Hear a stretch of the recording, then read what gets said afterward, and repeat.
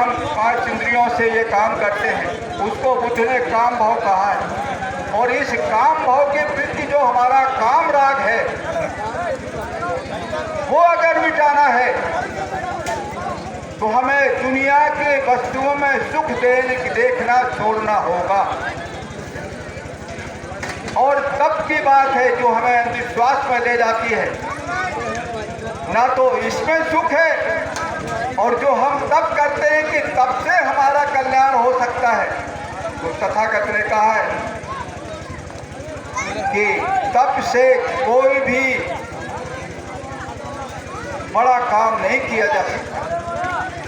सुखंगो काये, ये बुद्ध का दर्शन है। जब तक काया सुखी नहीं होगी तब बुद्ध नहीं बन सकता है कोई। जब 6 वर्ष बुद्ध ने तपस्या की और वो तपस्या करते करते उनका गल गया पूरा का पूरा शरीर, और वो उनको बोधत्व प्राप्त नहीं हुआ, तब उन्हें लगा कि क्यों नहीं हो रहा बोधत्व प्राप्त। तो उन्होंने कहा जितने लोग भी तब को बोधि का मार्ग बताते हैं वो झूठ, और जितने लोगों ने तब करके अपना कल्याण करना चाहा वो झूठी बात, पाखंड है। क्या है सत्य?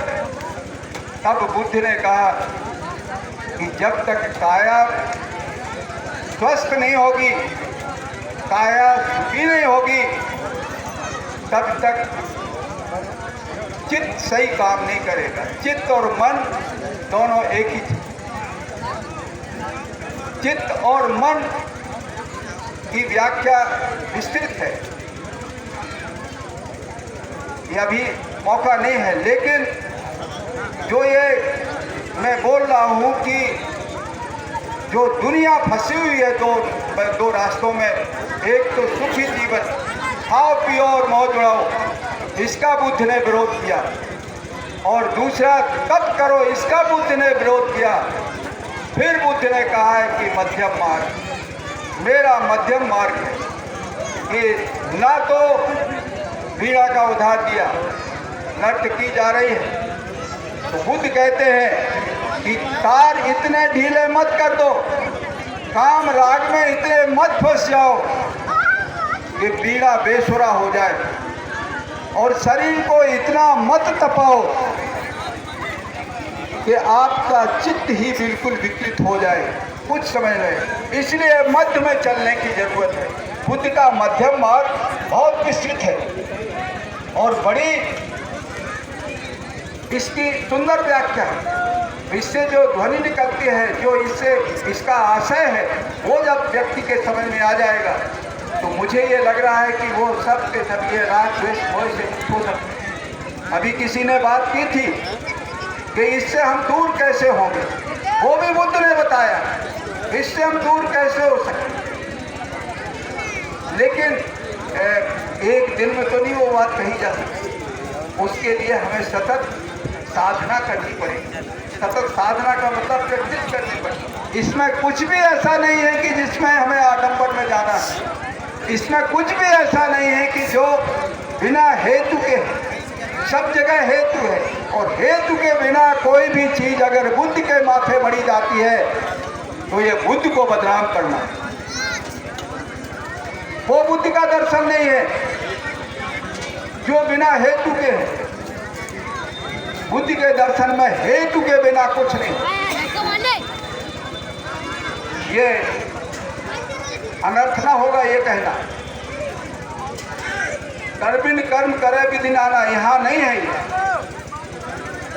बुद्ध ने इस व्याख्या को खंडित किया कि बिना हेतु के हम कुछ नहीं कर सकते। तो इसलिए बुद्ध का हेतुवाद, बुद्ध का शून्यवाद और बुद्ध का अनित्यवाद, ये 3 बात ऐसे हैं कि ये दुनिया के दर्शन से बिल्कुल पृथक है, और इन पर हम जब तक गंभीर चिंतन नहीं करेंगे तब तक बुद्ध हमसे बहुत दूर रहेंगे। अब हमारे संचालक महोदय ने हमको इजाज़त दी थी पूछताछ करने की। अब वो कह रहे हैं बस रहने दो ये, तो मुझे कोई दिक्कत नहीं है। मैं तो ये समझ रहा था कि भाई आपकी अगर चाहत है तो सुनते रहो जितनी देर सुनना हो। तो अब हम आप लोगों का आदेश का पालन करते हुए अपनी बात को यही विराम देते हैं और इस अनुरोध के साथ कि दुनिया सुखी हो पाएगी। देखो, सभी नेता दुनिया के एक ही बात कर रहे हैं कि बुद्ध से ही दुनिया में अमन चैन होगा, लेकिन अमन चैन किस रास्ते पर चलने से होगा? एक तरफ तुम शाश्वतवाद का विचार कर रहे हो, एक तरफ तुम शून्यवाद का विचार कर रहे हो। बुद्ध के मत मार्ग की तो हत्या कर रहे हो। ऐसे नहीं होगा। बिल्कुल स्पष्ट तौर से बुद्ध को सामने लाओ दुनिया के। ये गारंटी है कि बुद्ध के इस मार्ग पर चल करके दुनिया अमन चैन से रह सकती है और सारा का सारा जो भी विध्वंस हो रहा है वो सब रुक सकता है। इन्हीं चंद शब्दों के साथ मैं अपनी वाणी को विराम देता हूँ। नमो बुद्धाय। जय।